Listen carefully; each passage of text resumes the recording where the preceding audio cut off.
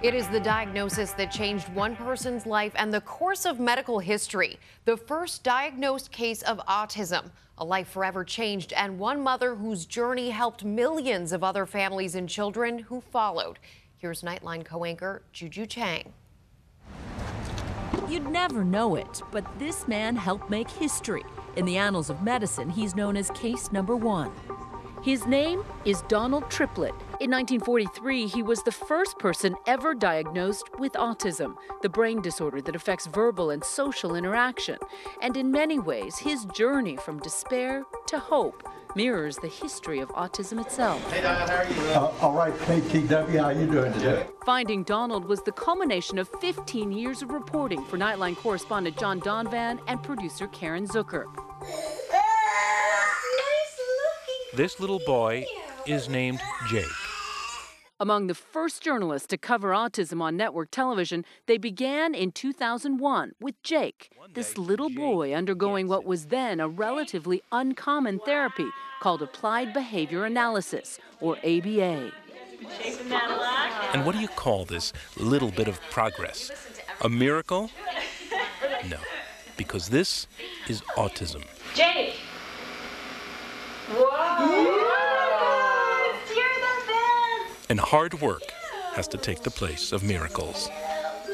And they found what some parents referred to as hope in unlikely spots, like on this beach in San Diego, where children with autism were finding some solace in learning how to surf. And it's about the point where they're starting to paddle the first unwilling child into the swelling sea that you want to ask, is this really a good thing to be doing to these kids? Whose idea was this anyway? They explored the private thoughts of a young man with autism looking for love. Do you like her? I said I love her. Oh, you love her. But there's a problem. But she don't love me back. No, she doesn't love you back. Love, unrequited. That's what's been weighing on Paul. I just was rooting for him so hard to get what he wants, which is a girlfriend and love and companionship, and also seeing just how hard it was for him to get that. I feel like your spirits are still there. They are, and our book is based here. Armed with their scripts, the duo have turned their first drafts of autism history into a comprehensive book, In a Different Key, the story of autism. Your book is really a chronicle of a labor of love. In a Different Key is the story of all these unsung heroes who took their love and mobilized, literally. And any parent can relate to that. And that first child, case number 1, Donald Triplett's mom, Mary, was a steely advocate for her son, removing him from a harsh institution and refusing to let him be marginalized. She was keeping up conversation, feeding him language all of the time, a boy who didn't really have much language, and because of that, ultimately, language began to come to him. 10 a.m. I did running late this morning. Yeah, better late than never. She taught him how to drive. Yeah. It's kind of breathtaking. In what way was that an example of parental love driving this whole evolution of our understanding of autism? It's never giving up. It's never taking no for an answer. He was 27 years old, I think, when he first learned how to drive. She was going to do everything she could in her power to give him a life. And at 82, Donald today is still an enduring testament to his mother's love, a theme common throughout Zucker and Donvan's Nightline stories. People ask that all the time, that, oh, looking back, was it worth giving up your law practice, moving your house, relocating again? And 90% of the words that he has, we taught him.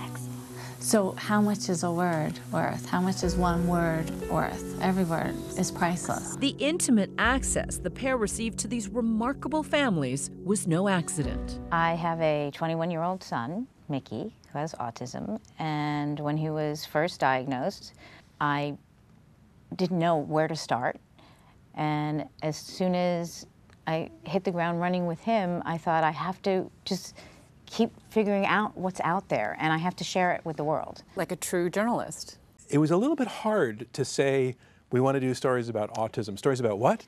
About autism. It was only 16 years ago, but really, A lot's changed in the last 16 years. Nightline was the only show who would do it. We didn't want people to look for miracles. We wanted to show them what was real that was out there that might be able to help their family. Covering autism, an organic transition for Zucker, immersed in the neurological disorder every day with her son. But Donvan had a very different journalistic background. Tell me about the evolution for you of, dashing foreign correspondent, out on every breaking news story, to basically channeling your thoughts and your reporting towards one single topic. You can't do a story about a person with autism without sitting down and becoming, forming a relationship.